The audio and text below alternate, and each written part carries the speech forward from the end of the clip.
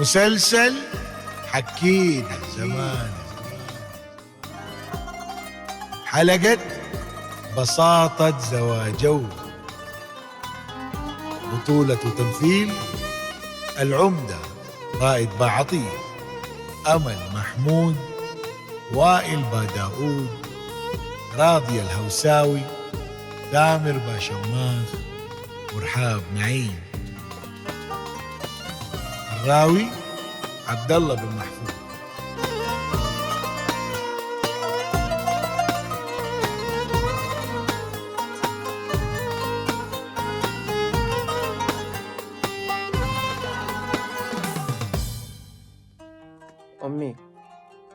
أمي.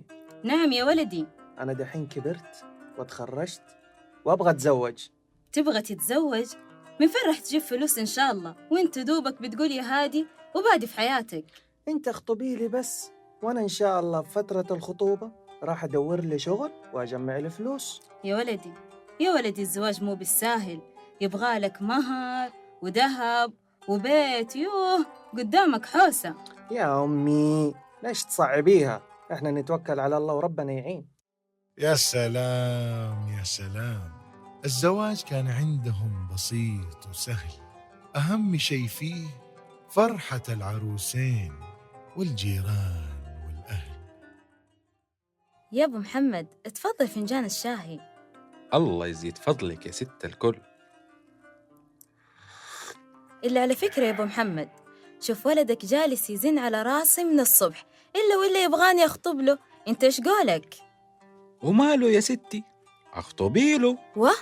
كيف أخطب لي يا أبو محمد وهو ما عنده لا فلوس ولا شغلة ولا مشغلة؟ يا رقية، الزواج نص الدين، وربنا سبحانه وتعالى يساعد اللي ينوي على الزواج.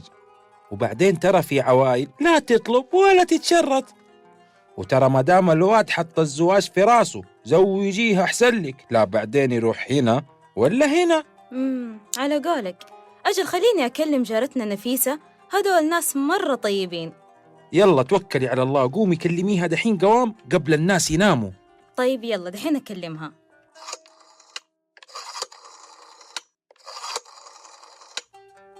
السلام عليكم. وعليكم السلام. كيفك يا نفيسة؟ الحمد لله بخير، نحمد ونشكره. مين معايا؟ أنا جارتك رقية. نسيتي صوتي؟ أهلا حبيبتي، سامحيني، البزور عمال يجعر جنبي، خواتوني ماني سمعتك مزبوط. الله يخلي لك هم يا رب وتشوفيهم عرسان. المهم أنا بكرة بعد المغرب أبى أجيكي وأشرب عندك الشاي. يا هلا وسهلا، تآنسي وتنوري في أي وقت. الله يخليكي، تسلمي حبيبتي. أجل أنا دحين أستأذنك، وبكرة نتقابل على خير إن شاء الله. كانوا يدوروا على ست بيت أصيلة، ما همهم طويلة ولا قصيرة، يبغوها تعيش وتتهنى مع ولدهم لو على حصيرة. المهم يا نفيسة، أنا جاية أخطب بنتك خديجة لولدي محمد، إيش قولك؟ والله يا رقية فاجأتيني بالموضوع، خليني أشاور أبوها وأرد لك خبر. بس قوليلي ولدك فين يشتغل؟ والله هو جالس يدور على شغل. طيب على العموم أنا أكلم أبوها ونسوي الخيرة ونرد عليكي. خدي راحتك، أنا استناكي. يلا دحين في أمان الله. وي بدري يا رقية، والله ماني صفطتك. معليش، المرة الجاية إن شاء الله أجيكي وأسمر عندك. يلا دحين في أمان الله. في وداعة الرحمن، مع السلامة.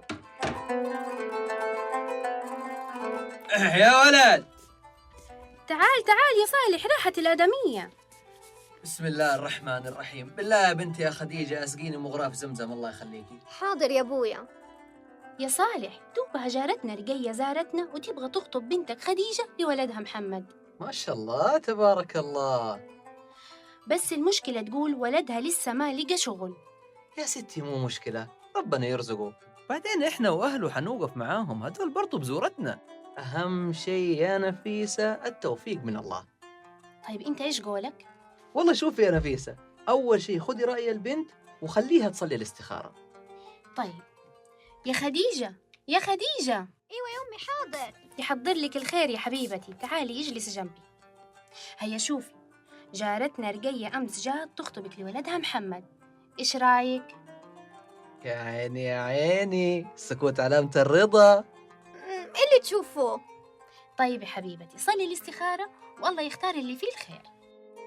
ومرت يومين.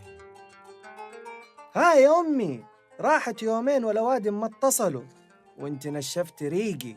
كل ما أسألك البنت كيف ما انت راضية تجاوبيني. ها ايش تبى تعرف يا ولدي؟ أبغى أعرف العروسة حلوة طيبة. يا واد انت ما تعرف ذوق امك يعني؟ يا ولدي ما دام منها على ذوق أمك أجل خلينا نشوف لك غيرها. هذه اخرتها يا ابو محمد، الله يسامحك بس. انت ست الكل، والله ما شفت الخير إلا على وجهك. الله يخليكي لي ولا يحرمني منك.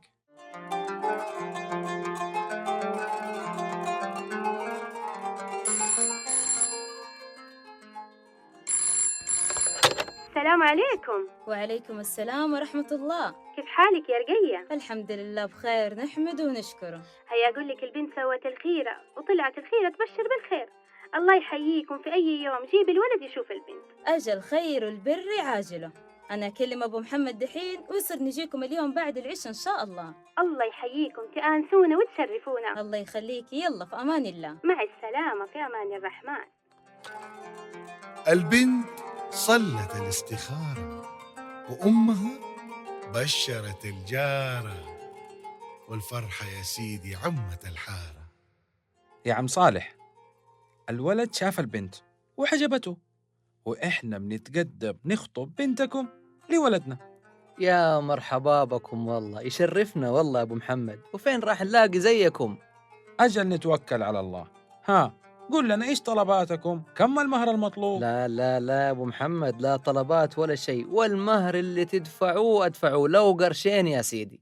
إحنا نبغى رجال يخاف الله في البنت ويصونها. هذه ما يحتاج لها كلام، والله بنتكم في عيوننا. بس زي ما أنت عارف الولد لسه ما اشتغل. الله يرزقه إن شاء الله. بعدين إحنا أهله كلنا نتساعد معاه ونوقف معاهم، وزي ما بيقول المثل يا أبو محمد، البنت الأصيلة تسكن مع زوجها لو على حصيرة. بس أهم شيء السكنة يا أبو محمد إنها تكون منفصلة، يعني عشان المشاكل. صادق صادق يا عم صالح. لا لا ما عليك، شقتها راح تكون لوحدها. الله يرفع قدرك. وبعدين حتى الفرح يعني ما نبغى تبذير ولا بذخ، عشان ربنا يوفقهم وعشان العين. اللهم يا حافظ. ما شاء الله عليك يا عم صالح، من يومك حكيم. الله يكثر من أمثالك. على زمان. كل شيء عندهم كان دمه خفيف، حتى أفراحهم ما فيها تكاليف.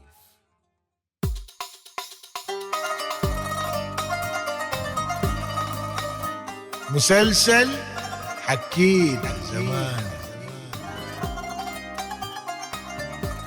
من إنتاج استديوهات الكلمة.